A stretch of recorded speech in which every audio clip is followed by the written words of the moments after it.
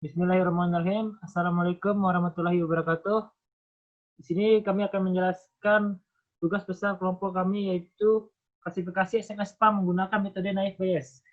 Sebelumnya kami akan memperkenalkan diri terlebih dahulu. Saya Andi Rizky Rifnaldi dengan NIM F1D 018007. Lalu ada saya, Frederico Alexander Madi, dengan NIM F1D 018075. Saya, Ahmad Darian Fadi, dengan NIM F1D 018067. Nah, di sini penjelasan pertama akan dijelaskan oleh saya sendiri. Di sini ada pendahuluan.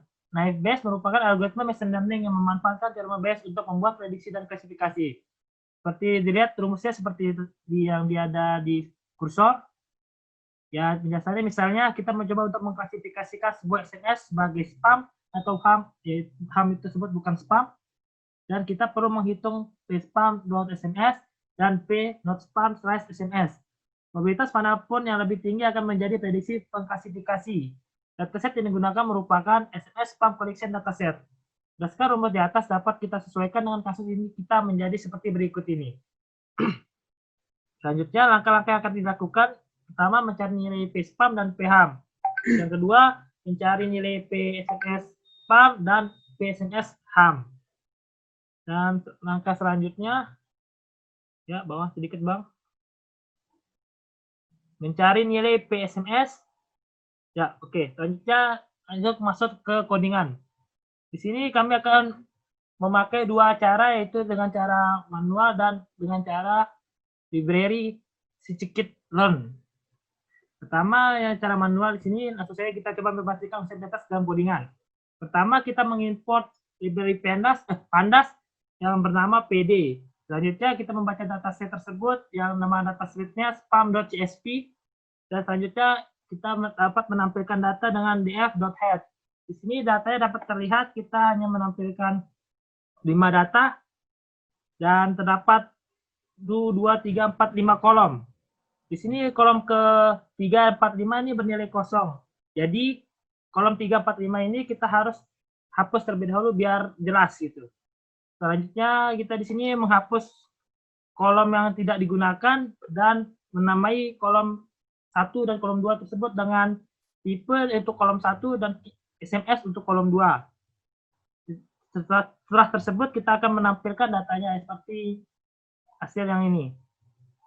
Selanjutnya, di sini kita mengganti nilai ham. Pesan bang, terlalu cepat bang. Di sini kita mengganti nilai ham dan spam dengan nilai ham-nya sama dengan 0 dan nilai spam sama dengan 1. Di sini apabila dia SMS tersebut termasuk spam, maka nilainya akan 1 dan sebaliknya tidak termasuk spam, maka nilainya 0. Seperti yang di tabel hasil, untuk data pertama ini hasilnya bukan spam, dan untuk data ketiga ini hasilnya spam yang free entry into weekly come to win FA Cup final. Oke, selanjutnya penamaan atribut ham menjadi 0 dan spam sebagai 0 dilakukan supaya memudahkan kita dalam menghitung nilai akurasi dan perhitungan evaluasi matriks nantinya. Selanjutnya di sini kita akan menentukan features dan labels, yang dimana features tersebut itu datanya dan yaitu adalah tipenya. Ya, seperti itu.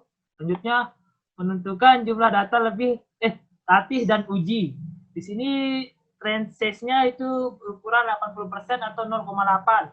Untuk data trainingnya itu 80% dari data semuanya. Itu trend size dikali total data. Misalkan datanya 800, misalkan datanya 100, 80%-nya 100. Dan untuk data testingnya di sini, untuk data ujinya itu 20%, 100% dikurang 80%, jadinya misalkan datanya 100, jadi data testingnya di sini 20. Selanjutnya di sini menampilkan jumlah data latih dan data ujinya, atau data training dan data testing. Dengan printf data training dom training dan printf data testing dom test. Dan di sini dapat dilihat data trainingnya yaitu 4.457 dari total data, yaitu 80%, dan data testingnya itu 1.115 dari total data, yaitu 20%. Dan setelah itu kita dapat di sini membagi data latih dan data ujinya, yaitu dengan xtrain, ytrain sama dengan x6 training, y6 training, dan xtest, ytest sama dengan yx6 training, Y non-training.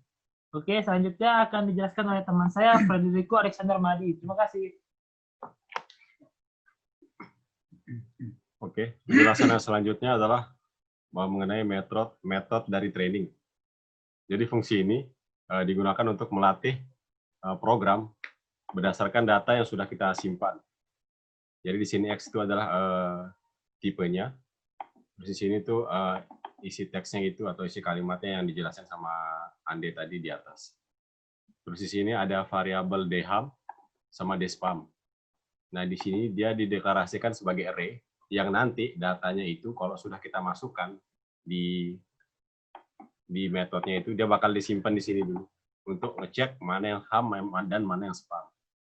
Lalu kita pakai perulangan berdasarkan jumlah data di X dan kita ngedeklarasiin sebuah variabel namanya sentence yang kalau misalkan X ini kita isikan dengan beberapa data berupa kalimat-kalimat dan dia itu di-split atau dipisah dia per kata-katanya, jadi nanti dideteksi dia kalau kata dideteksinya secara per kata-kata. Nah, baru habis itu kita masukin dia ke perulangan berupa for. Kita cek dia kalau misalkan Y-nya itu dia sama dengan 0. Nah, maka word-nya itu yang dideklarasikan sebagai dham itu bakal masuk ke array-nya ini, ke array di sini. Bakal nambah dia sama dengan 1. Ditambah terus, tambah terus kalau misalkan kata-katanya terbagian dari ham. Kalau bukan, ya dia cuma dideklarasikannya satu kali aja. Begitu juga untuk yang spam. Kalau yang spam dimasukin ke yang array-nya spam. Kalau yang enggak, ya berarti dia bukan termasuk dari spam. Kalau sudah, nanti nilai kedua dari hasil yang kondisi ini, dia bakal ditampilin lagi nilai dari dham sama dspamnya. Nah, lalu kita tinggal menggunakan metode yang sudah kita bikin di atas tadi untuk menyimpan yang mana ham-nya, ham counternya ini, dan yang mana spam counternya ini. Seperti itu. Lalu kita akan masuk ke menghitung jumlah data spam dan ham keseluruhan. Jadi cara kita menghitungnya, kita menggunakan metode namanya sum untuk menghitung jumlah atau seluruh nilai atau value dari ham counter ini yang sudah dideklarasikan sebelumnya. Dan begitu juga dengan spam counter. Lalu kita masuk ke menghitung probabilitas ham dan spam. Jadi kita di sini menghitung kemungkinan dari data count 0 ini, tadi kan sudah dideklarasikan kalau 0 ini kan ham, terus 1 ini adalah spam. Nah, ini tinggal kita hitung dia berdasarkan jumlah rata-rata datanya. Jadi nanti bakal dilihat dia ham-nya berapa dan spam-nya berapa. Totalnya itu sama dengan 1. Fungsi selanjutnya yaitu fungsi yang digunakan untuk mengklasifikasikan data. Jadi di sini nama metode adalah classify. Tipe datanya unknown. Terus di dalamnya itu ada dua metode yang berfungsi untuk menyimpan probabilitasnya SMS dan SMS as ham atau SMS sebagai spam untuk ngebedain yang mana ham yang mana spam. Dideklarasikannya sama dengan 1. Nah, terus inputannya itu nanti dipisah per katanya kayak yang sebelumnya tadi tuh yang pakai split itu biar dibacanya itu per kata bukan per kalimat. Masuk ke dalam perulangan, baru kita tinggal nge-get data di ham counternya ini, di variabel counternya, disimpan di word in ham. Nama variabelnya word in ham. Begitu juga ini bawahnya. Nah, bedanya di bawahnya ini, dia ini menggunakan metode nav bias yang smooth. Jadi nanti fungsinya 1 ini adalah biar datanya itu nggak 0. Nah, begitu juga untuk yang spamnya. Seperti itu. Terus, kalau sudah, ya tinggal disimpan datanya, digunakan rumus yang sudah dijelaskan di penjelasan awal tadi. Dan habis itu dicek dia hasil prediksinya.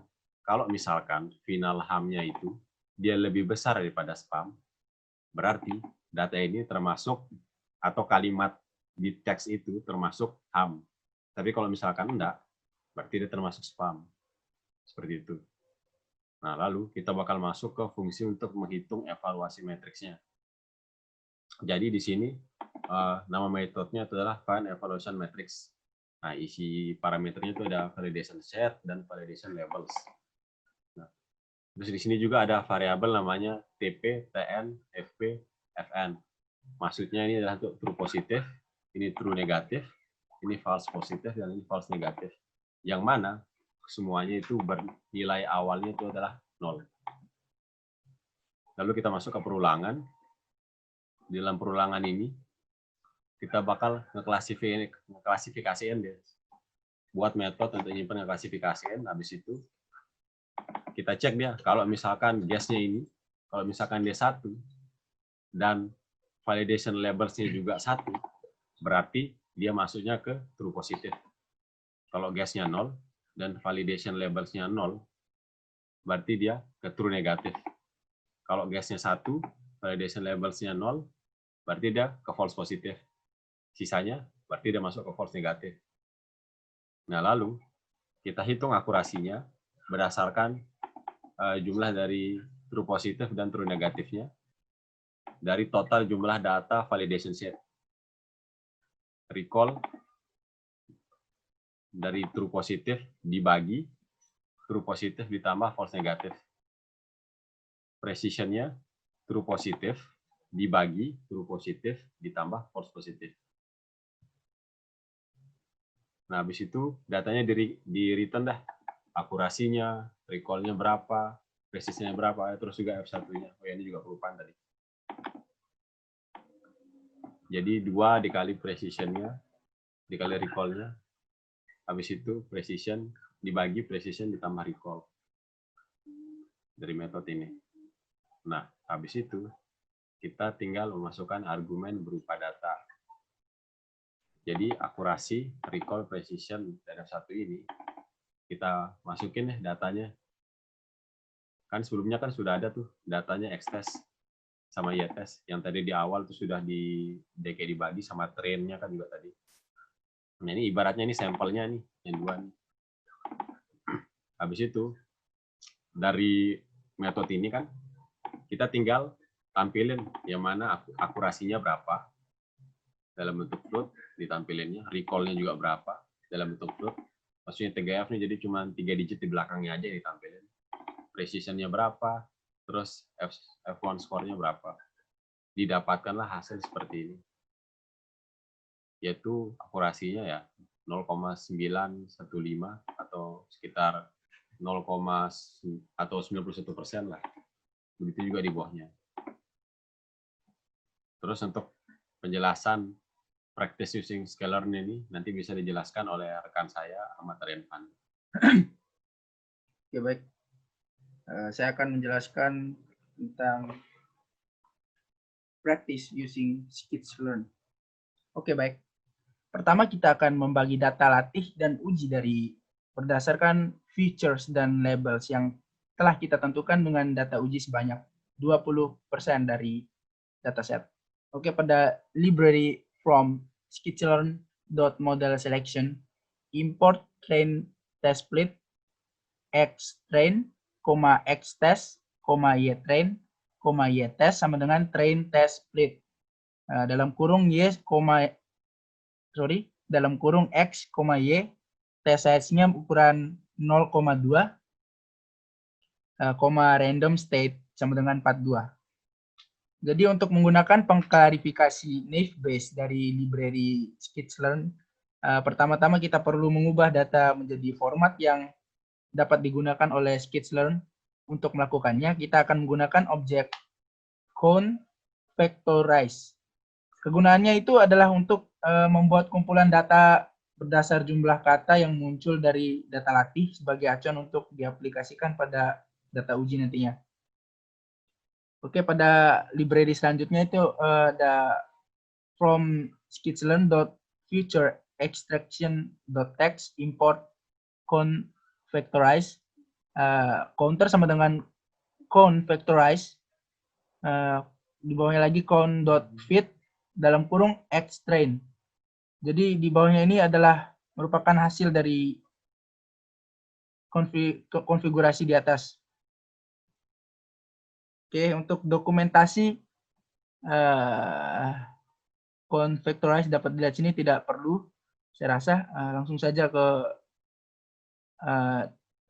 mengaplikasikan pada data training itu sendiri dan data uji. Jadi terdapat variabel training count sama dengan counter.transform dalam kurung xtrain. Test count sama dengan counter.transform dalam kurung xtest. Kemudian kita membuat objek pengklarifikasi naive Bayes atau NB kita yaitu dengan multinomial NB. Jadi ada from skizlearn.naive Bayes import multinomial NB. CLF sama dengan multinomial NB dalam kurung. Kemudian kita melatih objek pengklarifikasi menggunakan data latih sesuai format objek count factorize dengan labelnya. Oke, ada variabel clf.fit dalam kurung training count, ytrain multinomial NB dalam kurung alpha sama dengan 1.0, class prior sama dengan none, fit prior sama dengan true. Oke, selanjutnya kita akan mengklarifikasikan data uji kita terhadap pengklarifikasi yang telah dilatih sebelumnya. Oke, kita akan menebak data uji dengan variabel pred y sama dengan clf.predis dalam kurung test count. Kemudian akan dilanjutkan oleh rekan saya, Andi Rizky Rifnaldi. Oke, terima kasih. Di sini selanjutnya kita akan melihat hasilnya. Kemudian kita menghitung evaluasi matriks kinerja spesial yang telah kita latih terhadap data uji kita tersebut yang sebelumnya kita lakukan. Di sini kita mengimport scikit-learn matrix, import accuracy score, recall score, precision score, dan F1 score. Di sini kita menampilkan evaluasi matriks kinerja perklasifikasiannya dengan cara memprint akurasi dengan akurasi underscore score, y-test, pred, y. Dan untuk recall-nya, recall score dalam kurung y-test, pred, y. Dan untuk precision-nya sama, precision score, y-test, pred, y. Dan F1 score-nya yaitu F1 score dalam kurung y-test, pred, y. Di sini hasilnya dapat kita lihat untuk akurasi sendiri didapatkan 0,984 atau 98,4%. Untuk recall-nya di sini 0,893 kita dapatkan atau 89,3%. Dan untuk precision-nya 0,985 atau 98,5%. Dan F1 score-nya di sini 0,937 untuk atau 93,7%. Kita juga dapat mencoba untuk klasifikasi data uji dari dunia nyata dan objek pelatihan kita ini. Misalkan kita ambil review, ada berapa kata nih? 1, 2, 3, 4, 5, 6, 7. 7 kalimat. Di sini kita akan klasifikasikan, yaitu dengan cara fungsi untuk menulis hasil data uji di dunia nyata sebagai ham atau spam. Kita bedakannya dan kita langsung lihat hasilnya. Terbukti untuk kalimat pertama itu termasuk spam. Dan kalimat kedua itu ham, 3, 4 itu spam, dan kalimat yang kelima itu termasuk ham. Untuk implementasi multinomial dapat dilihat di sini, saya rasa tidak perlu, dan sampai segitu saja. Oke, sekian presentasi dari kelompok kami, kurang lebihnya mohon maaf. Assalamualaikum warahmatullahi wabarakatuh. Waalaikumsalam warahmatullahi wabarakatuh.